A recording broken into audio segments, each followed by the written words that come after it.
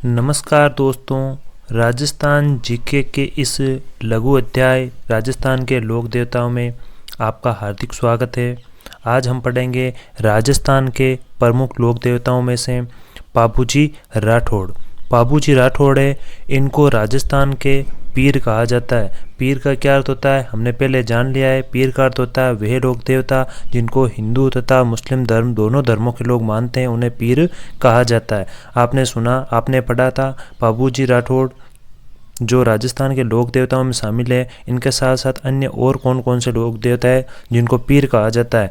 पाबू, हड़बू, रामदेव, मांगलिया मेहा, पांचों पीर पधारजो, गोगाजी जेहा। पाबूजी, हड़बूजी, मांगलिया मेहा जी, गोगाजी चौहान तथा मांगलिया मेहा जी, इनको क्या कहा जाता है? राजस्थान के लोक देवता कहा जाता है। तो आज हम पढ़ेंगे पाबूजी राठौड़ के बारे में। पाबूजी राठौड़, इनका जन्म हुआ था विक्रम संवत 1296 के अंदर। विक्रम संवत 1296 के अंदर इनका जन्म हुआ था। इनका जन्म कहाँ पर हुआ था? तो दोस्तों, इनका जन्म हुआ था कोडूमंड फड़ौदी के अंदर। कहाँ पर हुआ था? कोडूमंड फड़ौदी के अंदर इनका जन्म हुआ था। कोडूमंड गांव है, फड़ौदी तहसील, जोधपुर के अंदर इनका जन्म हुआ था। इनके पिताजी का क्या नाम था? इनके पिताजी का नाम था धांधल जी, राव धांधल जी। वहाँ के ये गांव के ठाकुर हुआ करते थे। इनका नाम था धांधल जी तथा इनकी माता का नाम था कमला दे। कमला दे, क्या नाम था? माता का नाम था कमला दे। याद करने की ट्रिक है, इनके पिताजी ने क्या किया? धांधली की और क्या मिला? कमल के अंदर पाबूजी राठौड़ मिले। अर्थात पाबूजी राठौड़ आप जैसे भी याद रखना चाहते हो वैसे भी याद रख लेना। धांधल जी जो इनके पिता थे, माता का नाम था कमला दे।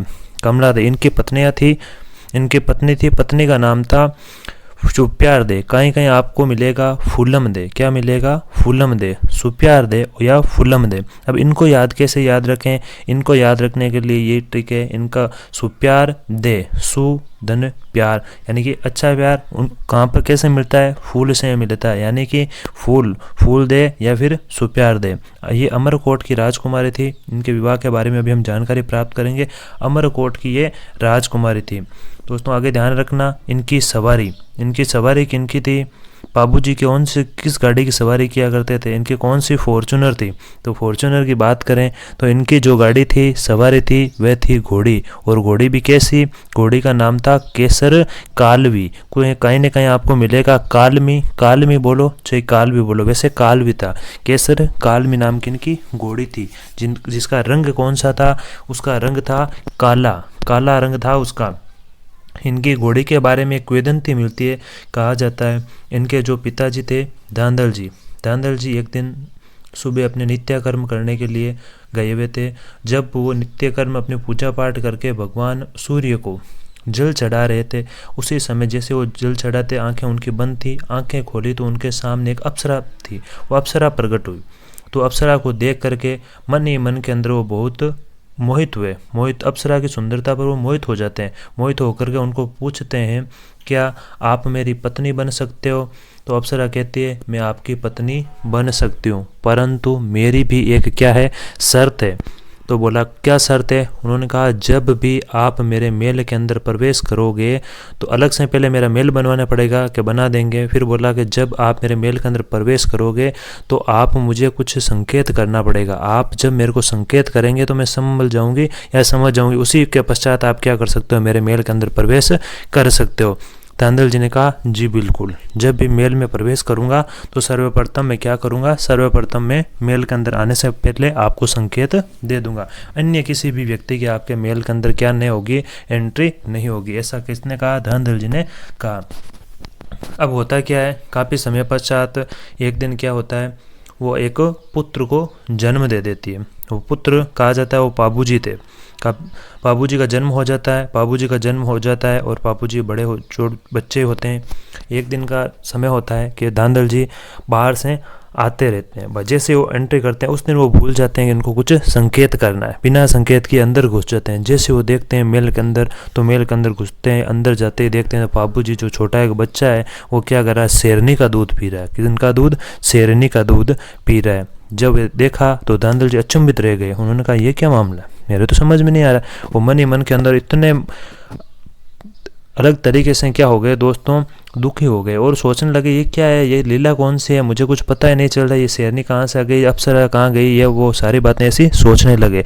तभी वो अप्सरा जो शेरनी थी वे वापस अप्सरा का रूप धारण करती है और कहती है, हे धांधल जी, अपना इतना ही साथ था, आज तक ही साथ था, जितना जो भी मेरे से हुआ मैंने आपका साथ दिया, लेकिन अब मुझे क्या करना पड़ेगा, अपना वादा हुआ था कि आप मेरे महल के अंदर जब भी आओगे, प्रवेश करोगे, उससे पहले मुझे संकेत करोगे, आपने वादा तोड़ दिया है, इसलिए मुझे क्या करना पड़ेगा, मुझे यहाँ से जाना पड़ेगा। तो धांधल जी बड़े दुखी होते हैं। क्यों होते हैं कि अब एक छोटा बच्चा है, उस छोटे बच्चे को छोड़कर भला एक माँ कैसे जा सकती है, परंतु वो भी तो अप्सरा थी। अप्सरा जो अन्य लोग की थी, वादे की पक्की थी, उनको जाना था, तो वो वापस जा रही थी, परंतु वो भी क्या होने लगे, दुखी होने लगे थी। तो उसने कहा, अपने जो पुत्र था, बोला कि मैं जा रही हूँ, परंतु तुझे क्या करूँगी, माँ का कर्तव्य होता है कि अपने बच्चे को खिलाना, पाल पोस के बड़ा करना, अपने महत्व रखना, परंतु मैं ऐसा नहीं कर सकती, फिर भी मैं कोशिश करूँगी, तुझे हमेशा किस पे खिलाऊंगी, मेरी पीठ पर खिलाऊंगी, ऐसा वचन दे करके चली जाती है। और ध्यान रखना, मेरा जो भी है मैं तुझे कहाँ मिलूंगी, मैं घोड़ी के रूप में मिलूंगी। उस समय वो बाबूजी छोटे थे, उनको इतनी जानकारी नहीं थी। कह करके अप्सरा चली जाती है। काफ़ी समय पश्चात वो अप्सरा है एक घोड़ी का रूप लेकर के, घोड़ी के अंदर जन्म लेकर के कहाँ पर आती है, वो आती है देवल चारणी के घर पर, उनके घर पे रहती है, घोड़ी का रूप धारण करके। आगे की जानकारी हम बाद में देखेंगे। अब देखें बाबूजी की जाति कौन सी थी। बाबूजी के दोस्तों जानकारी के अंदर मिलती है राजपूत जाति थी, और राजपूत जाति के अंदर भी क्या थे, ये राठौड़ थे। क्या थे, राठौड़ थे। ध्यान रखना, बड़ा इंपॉर्टेंट पर्सन बनता है। बाबूजी को किनका अवतार कहा जाता है, इन्हें लक्ष्मण का अवतार कहा जाता है। ध्यान रखना, क्या कहा जाता है, लक्ष्मण का अवतार। बाबूजी के भाई का नाम था बूढ़ो जी। क्या नाम था, बूढ़ो जी। इनके भाई का नाम बूढ़ो जी था, ये बूढ़े नहीं थे। अभी हमें सोचना कि बूढ़े नहीं थे। इनका नाम क्या था, इनका नाम बूढ़ो जी था। अब दोस्तों आपसे एक प्रश्न पूछना चाहता हूँ कि बूढ़ो जी किनके ससुर थे, ये आप मुझे बताइएगा। ये बूढ़ो जी थे गोगा जी के ससुर जी। इनके, गोगा जी के, हमने पढ़ा था ना गोगा जी के बारे में हमने देखा। गोगा जी की पत्नी थी, क्या नाम था, केलम। क्या नाम था, केलम के क्या थे, ये पिताजी थे। और केलम के पास में गोगा जी आते हैं और शादी के लिए कहते हैं मुझे केलम से विवाह करना है। ये जानकारी हमने पहले पढ़ी थी, पहले वाले वीडियो में। अगर आप इसके बारे में जानकारी प्राप्त करना चाहते हो तो वहाँ जा कर के आप जानकारी प्राप्त कर सकते हो। आगे देखिएगा, इनके भतीजे, बाबूजी जो भतीजे हैं उनका नाम क्या है, उनका नाम है रूपनाथ जी। क्या नाम है, रूपनाथ जी। जिन्हें क्या कहा जाता है, रूपनाथ जी। इनको कहा जाता है जरडा जी। क्या कहा जाता है, जरडा जी। रूपनाथ जी बाबूजी के भतीजे, जरडा जी इनका नाम है। बालकनाथ जी भी इनको कहा जाता है, परंतु कहाँ कहा जाता है, बालकनाथ जी इनको कहा जाता है हिमालय पर्वत में, हिमालय पर्वत के आसपास पहाड़ों के अंदर, पहाड़ी क्षेत्र में इनको क्या कहा जाता है, बालकनाथ जी। रूपनाथ जी इनका नाम था। जरडा जी इनको कहा जाता है सीकर के आसपास क्षेत्र में इनको जरडा जी के नाम से पूजा जाता है। इनकी एक बहन थी, बाबूजी की बहन थी, नाम था पेमल। कौन थी, पेमल थी। पेमल के जो पति थे उनका नाम था जिंदराव खिंची, जो क्या थे, जाइल के शासक थे, जिंदराव खिंची। एक इनकी भतीजी थी केलम दे, गोगा जी की वो क्या थी, पत्नी थी। इनके पारिवारिक जानकारी हमने प्राप्त करी दोस्तों। अब ध्यान रखना, बाबूजी ने क्या किया था, राजस्थान के वह लोक देवता या राजस्थान के किस लोक देवता के अनुयायी विवाह के अंदर 3.5 फेरे लेते हैं। तो ध्यान रखना, उत्तर क्या होगा, बाबूजी राठौड़। बाबूजी इसका उत्तर होगा। प्रश्न 2 बार पूछा गया है। हम देखेंगे, आपको मैं तथ्य भी दूंगा कि ये प्रश्न कहाँ पूछा गया, कौन से एग्जाम में पूछा गया और कितनी बार रिपीट हुआ है। ये जब हमारे टेस्ट सीरीज हम शुरू करेंगे, जब ये टॉपिक खत्म हो जाएगा, उसके पश्चात क्या करेंगे, लोक देवताओं से संबंधित सारे प्रश्नों जो पिछले एग्जाम में आए हुए हैं उन सभी का एनालिसिस करेंगे। अब हम देखते हैं जिंदराव खिंची के बारे में थोड़ी सी जानकारी प्राप्त कर लेते हैं। जिंदराव खिंची कौन था, जिंदराव खिंची बाबूजी के क्या थे दोस्तों, ये थे बेनोई जी। बाबूजी के बेनोई जी, नाम पेमल जो थी इनके पति हुआ करते थे। पेमल की शादी कर दी गई जिंदराव खिंची के साथ में। और जिंदराव खिंची क्या बड़े हट्टी प्रवृत्ति के व्यक्ति थे। कहा जाता है बाबूजी की बाबूजी की एक घोड़ी थी वो देवल चारणी, हमने थोड़ी देर पहले बात की, एक महिला थी देवल चारणी। उस देवल चारणी के घर पर क्या थी, ये घोड़ी थी। तो बाबूजी एक दिन जाते हैं और जाकर के देवल चारणी को कहते हैं मुझे ये घोड़ी चाहिए। तो देवल चारणी कहती है कि ये घोड़ी तो जिंदराव खिंची जो है जेल के शासक, उन्होंने कह दिया कि ये घोड़ी तो मैं खरीदूंगा, परंतु मैंने उनको भी खरीदने के लिए क्या कर दिया, मना कर दिया, क्योंकि ये मेरी जो घोड़ी है ये घोड़ी ही अलग प्रवृत्ति की घोड़ी है, चमत्कारी घोड़ी है। तो मैं किसी को मन ही मन में चमत्कारी घोड़ी थी तो ऐसा तो उन्होंने नहीं कहा, फिर भी मन ही मन में उन्होंने ये सोच कर कह दिया मैं अपनी घोड़ी को नहीं बेच सकती, नहीं बेचूंगी। तो बाबूजी ने कहा चाहे कुछ भी करना पड़े मुझे तो ये घोड़ी लेनी है। बड़ी ज़्यादा हट करने के पश्चात देवल चारणी जो थी, क्या नाम था ध्यान रखना, देवल चारणी, ये देवल चारणी जो थी इनकी घोड़ी को क्या करती है, देवल चारणी की घोड़ी को बाबूजी ले लेते हैं। और लेने के पश्चात दोस्तों जब ये बात पता चलती है जिंदराव खिंची को, तो जिंदराव खिंची आकर के देवल चारणी को कहते हैं कि मुझे तो आपने घोड़ी दी नहीं, अब आप बाबूजी को घोड़ी दे रहे हैं, तो इसका क्या कारण है। तब उन्होंने कह दिया बाबूजी एक तो हमारे यहाँ के ठाकुर भी हैं, ठाकुर के पुत्र हैं, और दूसरी बात ये है कि उन्होंने कह दिया हट करने के पश्चात हमें ये घोड़ी देनी पड़ी। तो जिंदराव खिंची ने कहा सही बात है, आपने कोई बात नहीं घोड़ी को दे दी, मेरी बात नहीं मानी, परंतु ये ध्यान देवल चारणी के जो घोड़ी थी वो बाबूजी ले जाते हैं। अब देवल चारणी इस बात से डर जाती है कि जिंदराव खिंची ने यह बात बोल दी कि तुम्हारी रक्षा कौन करेगा। तो वो बाबूजी के पास में जाती है और बाबूजी से वचन लेती है कि बाबूजी राठौड़ जब भी मेरे ऊपर जब विपदा आएगी तो आपको क्या करना पड़ेगा, मेरी सहायता करनी पड़ेगी। तो बाबूजी ने कहा बिल्कुल, एक आदमी का, एक व्यक्ति का, एक सच्चा क्षत्रिय जो होता है उसका यह धर्म होता है कि जब किसी महिला पर या किसी पर भी जो व्यक्ति आकर के उसे कहता है रक्षा की बात करता है तो उसकी रक्षा उसे करनी चाहिए। अवश्य ही मैं करूंगा, और आपकी रक्षा मैं क्यों नहीं कर सकता, क्यों नहीं करूं, मुझे तो करनी होगी क्योंकि आपने मुझे क्या दी है, घोड़ी जो दी हुई है। ये बात कौन कहते हैं, बाबूजी कहते हैं। समय के पश्चात कालांतर के अंदर कुछ समय पश्चात बाबूजी जब शादी करने के लिए जाते हैं अमरकोट, तो पीछे से देवल चारणी के घर पर क्या आक्रमण कर दिया जाता है। और कौन करता है, वो करते हैं जिंदराव खिंची। और जिंदराव खिंची इनके गायें थी। अब प्राचीन समय के अंदर मैंने आपको पहले भी बताया सबसे बड़ा अगर किसी के पास धन होता था वो होता था पशुधन, और पशुधन में हिंदू धर्म के सर्वाधिक लोग क्या करते थे, किसका पालन क्या करते थे, गायों का। अब गायों का पालन क्या करते, तो इनकी जो गायें थी उन गायों के ऊपर इन्होंने क्या कर दिया, जिंदराव खिंची ने आक्रमण कर दिया। जो आक्रमण किया तो इनके घर का तहस नहस कर दिया गया। अब कहा जाता है बाबूजी राठौड़ ने कहा था कि आपके ऊपर जब विपदा आए ना तब भी आप क्या कर लेना, मुझे तो केवल याद ही कर लेना। ये बात याद करने की बात कहते ही देवल चारणी के ऊपर जब आक्रमण हुआ तब उन्होंने क्या किया, बाबूजी को मन के अंदर याद किया। और याद करने के पश्चात कहा जाता है, किंवदंतियां हैं कि बाबूजी जब फेरे ले रहे थे तब इनकी जो घोड़ी थी देवल चारणी, ये इतनी तेज रंभा रही थी कि मानो जैसे कोई आपदा का पहाड़ टूट पड़ा हो, बहुत तेज से ये रंभा रही थी। क्यों रंभा रही थी, क्योंकि ये चमत्कारी थी। इनकी जो माता थी हमने पहले ये किंवदंती सुनी थी। अब हुआ क्या, बाबूजी इस बात को भांप नहीं पाए क्योंकि ये थोड़ी दूर बांध दी गई।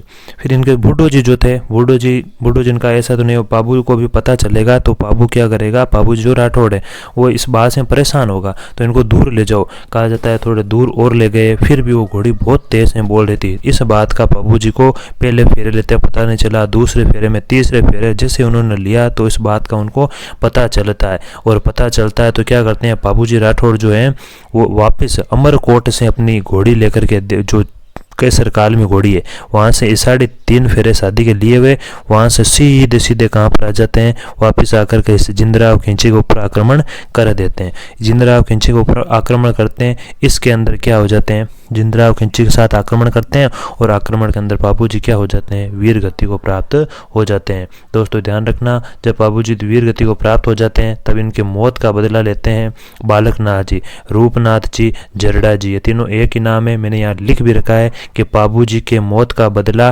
कौन लेते हैं, बाबूजी के मौत का बदला लेते हैं बालकनाथ जी, जरडा जी।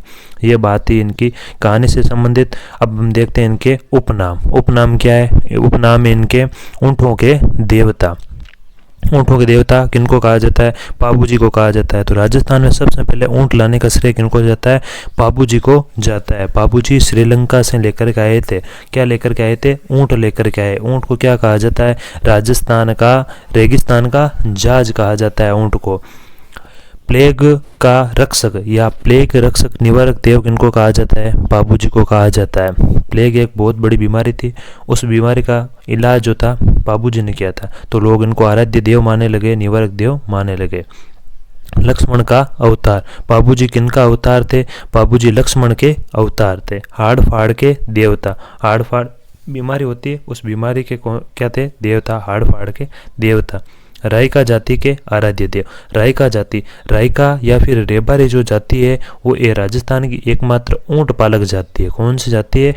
ऊंट पालक जाति। ध्यान रखना दोस्तों, ऊंट पालक जाति है। यह जाति क्या करती है? ये ऊंट को पालती है। जो लोग ऊंट को पालते हैं, ऊंटों के देवते बाबूजी तो उनके आराध्य होंगे, तो इनका सर्वाधिक रायका जाति के भक्तों के द्वारा बाबूजी की फड़ का वाचन करवाया जाता है, इनकी आराधना की जाती है। एक है सर्रा रोग निवारक देव, किनको कहा जाता है? बाबूजी को कहा जाता है। और बाबूजी को क्या कहा जाता है? गायों का देवता कहा जाता है। ये बाबूजी के बारे उपनाम थे। अब आइए हम देखते हैं बाबूजी के बारे में जानकारी। बाबूजी के बारे में जानकारी देखते हैं। वीर गति को कब प्राप्त हुए थे? ये वीर गति को प्राप्त हुए थे बाबूजी 1320 ईस्वी के अंदर देछू जो जोधपुर है उस स्थान पर अपने भाई बूढ़ो जी देवल चारणे की गायों को बचाते हुए जिंदराव खिंची जो थे उनके साथ युद्ध करते वीर गति को प्राप्त हो गए थे। पर्सन ये ध्यान रखना, कोड़ूमंड के अंदर शहीद इनका जन्म हुआ था, जबकि शहीद कहाँ पर हुए थे? देछू गांव जोधपुर के अंदर। बाबूजी जो थे इन्होंने प्लेग रोग का निवारण किया। इन्होंने प्लेग जो रोग था उसका निवारण कैसे किया? तो ये ध्यान रखना, ऊंटनी का दूध, ऊंट जो होता है, ऊंट की पत्नी यानी कि स्त्रीलिंग ऊंटनी, और ऊंटनी का जो दूध था तथा नीम की पत्तियों से मिलकर के आयुर्वेद के रूप में क्या किया? उन्होंने कार्य किया, और जिसे प्लेग रोग का निवारण हो गया था। ऊंट का बच्चा क्या कहलाता है? ऊंट का बच्चा कहलाता है टोरडी। अब देखते हैं बाबू प्रकाश। ये हम जो जानकारी पढ़ रहे हैं, हमें जानकारी कहाँ से प्राप्त होती है? क्या कोई ग्रंथ है क्या? बिल्कुल एक ग्रंथ है जिसका नाम है बाबू प्रकाश। बाबू प्रकाश के रचयिता है आसिया मोडजी। आसिया मोडजी बाबू प्रकाश के लेखक हैं। फिर हम बात करते हैं बाबू प्रकाश ग्रंथ में बाबूजी की जीवनी मिलती है दोस्तों। अब देखते हैं 2-3 और ग्रंथ है। एक है बाबूजीरा छंद। बाबूजीरा छंद किसने लिखा? बिट्टू सूजा ने लिखा था। और एक बाबूजीरा दोहा, बाबूजीरा दोहा किसने लिखा था? लेख राज ने लिखा था। पावड़े, बाबूजी की आराधना के अंदर जो दोहे गाए जाते हैं उनको क्या कहा जाता है? पावड़े कहा जाता है। और पावड़ों का जो वाचन किया जाता है वो किया जाता है माठ वाद्य यंत्र के द्वारा। किसके द्वारा? माठ वाद्य यंत्र के द्वारा किया जाता है। अब बाबूजी आराधना के अंदर 3.5 फेरे लेते हैं। ये 3.5 या फिर 4, 3.5 का 4 होता है, आदत होता नहीं, कुछ 3.5 मिलेगा कहीं कहीं आपको, और कहीं आपको 4 फेरे मिलेंगे। फड़, बाबूजी की जो फड़ है वह सबसे लोकप्रिय फड़ है। सभी जितने देवी देवता है उनमें से सर्वाधिक लोकप्रिय फड़ है वो जो है बाबूजी की है। ये कौन? अलग अलग जाति के, जैसे रावण हत्ता के द्वारा इसका वाचन किया जाता है। रावण हत्ता से जो वाद्य यंत्र का प्रयोग करते हैं वो कौन करते हैं? नायक जाति के भोपे जो होते हैं वो रावण हत्ता वाद्य यंत्र के द्वारा क्या करते हैं? इसका वाचन करते हैं। परंतु थोरी जाति के जो लोग हैं वो इनकी फड़ का वाचन करते हैं सारंगी के द्वारा। सारंगी के द्वारा क्या करते हैं? इनके वाचन का, इनकी जो फड़ होती है उसका वाचन करते हैं। राजस्थान के अंदर बात करें फड़ की, जब राजस्थान के अंदर फड़ कट या फट जाती है तो उसे क्या करते हैं? पुष्कर झील में प्रवाहित किया जाता है। बाबूजी का मेला कहाँ पर लगता है? बाबूजी का मंदिर कहाँ पर है दोस्तों? तो बाबूजी के बारे में जानकारी देखिएगा। बाबूजी का जो मंदिर है वो है कोड़ूमंड के अंदर ही। कहाँ पर है? कोड़ूमंड के अंदर ही है। और बाबूजी के इस मंदिर के अंदर क्या भरता है? बाबूजी के इस मंदिर के अंदर भरता है मेला। अब मेला कब भरता है? यह भरता है प्रतिवर्ष अमावस्या को मेला भरता है। कब भरता है? अमावस्या को। प्रतिवर्ष चैत्र अमावस्या को मेला भरता है। इनके 2 मंदिर है। एक तो मुख्य मंदिर तो है कोड़ूमंड फड़ोदी के अंदर, तो दूसरा मंदिर है आहड़ उदयपुर के अंदर। आहड़ उदयपुर राजस्थान का पुरातात्विक स्थल आहड़ उदयपुर, यहाँ पर क्या है? इनका प्राचीन मंदिर है। बात करें इनके मंदिर के अंदर क्या है? इनके मंदिर के अंदर ये जो फड़ोदी के अंदर मंदिर बना हुआ है कोड़ूमंड फड़ोदी, यहाँ पर अश्वारोही झुकी हुई पाग का होता है पगड़ी, झुकी हुई अश्व यानी घोड़े पर सवार बाबूजी की झुकी हुई पगड़ी, हाथ में भाला लिए हुए अश्वारोही प्रतिमा लगी हुई है बाबूजी की। थाली नृत्य, राजस्थान के किस लोक देवता की आराधना में थाली नृत्य किया जाता है? तो दोस्तों ध्यान रखना, थाली नृत्य बाबूजी की आराधना में किया जाता है। कौन करता है ये थाली नृत्य? ये थाली नृत्य जो है ये किया जाता है थोरी जाति के लोग तथा थोरी जाति के लोग होते हैं, जो जनजाति से संबंध रखने वाले जो लोग होते हैं, वो इनके आराधना के अंदर नृत्य करते हैं, थाली नृत्य। राजस्थान में पाबू जी की जो आराधना है वो राजस्थान से बाहर सर्वाधिक, पंजाब के अंदर सर्वाधिक इनकी मान्यता है। थोरी जाति के जो लोग हैं वो पाबू जी का यशगान सारंगी वाद्य यंत्र से करते हैं। वे पाबू जी को क्या मानती है? आराध्य देव मानती है। पाबू जी और किन के आराध्य हैं? ये भीलों के भी आराध्य हैं। ये सारी जो जनजातियाँ उनके आराध्य देव माने जाते हैं। दोस्तों, ये थी पाबू जी से संबंधित जानकारी। आशा करता हूँ आपको पाबू जी से संबंधित सारी जानकारी पसंद आई होगी। फिर भी कोई जानकारी बच गई है तो आप कमेंट बॉक्स के अंदर कमेंट करें।